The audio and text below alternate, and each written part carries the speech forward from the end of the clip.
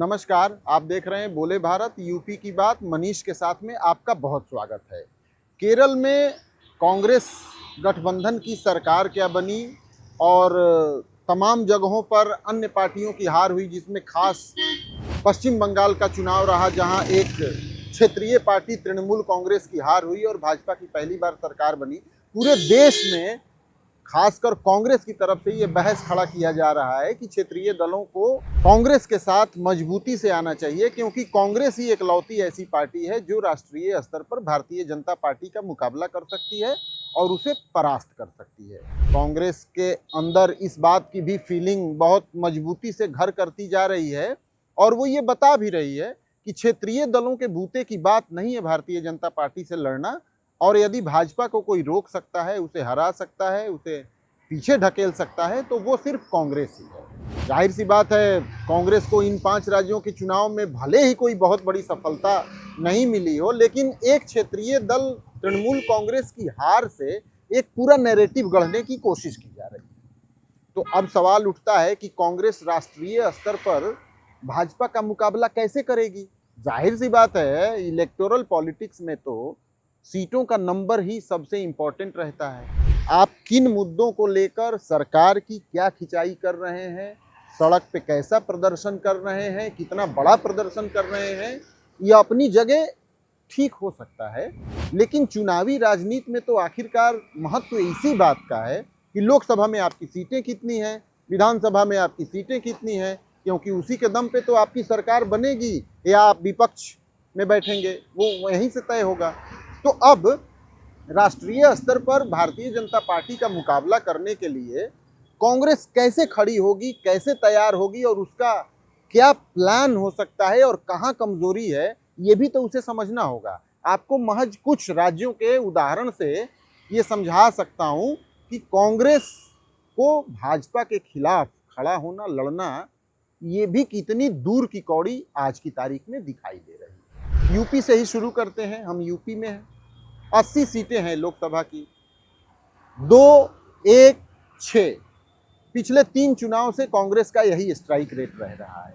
वो तो भला हो समाजवादी पार्टी का और अखिलेश यादव का कि 2024 के लोकसभा चुनाव में कांग्रेस को 6 सीटें मिल गई लोकसभा की, नहीं तो वो तो रायबरेली अमेठी से बाहर निकल ही नहीं पा रही थी और उसमें भी राहुल गांधी की हार के बाद तो एक ही सीट बच गई थी कांग्रेस के पास। तो 6 सीटें यहाँ।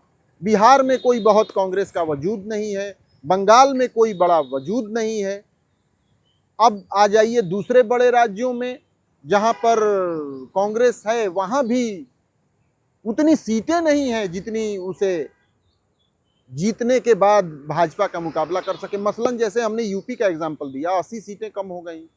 बिहार में भी जितनी सीटें हैं, 30 के लगभग सीटें बिहार में लोकसभा की हैं, बंगाल में 40-42 सीटें हैं। तो इन जगहों पर यानी नॉर्दर्न स्टेट्स में तो कांग्रेस का कोई वजूद ही नहीं बचा है। दिल्ली है, 8 सीटें हैं। तो कुल मिला के ये पूरी सीटें यदि इन राज्यों का ही देख लिया जाए तो 150 के करीब होता है। यहाँ कांग्रेस बिल्कुल कुछ नहीं है, ग्राउंड पे कुछ नहीं है, सीटों के मामले में कुछ नहीं है। तो जब लोकसभा की 543 सीटों पर चुनाव होंगे, उस समय भाजपा 543 सीटों पर चुनाव लड़ेगी, लेकिन कांग्रेस की 150 सीटें कम कर दीजिए। 543 में 150 कम कर देंगे तो 400 के आसपास सीटें आके खड़ी होंगी। यानी 400 पे तो कांग्रेस शुरू करती है चुनाव लड़ना अपना, जबकि भाजपा 543 पे लड़ाई लड़ती है।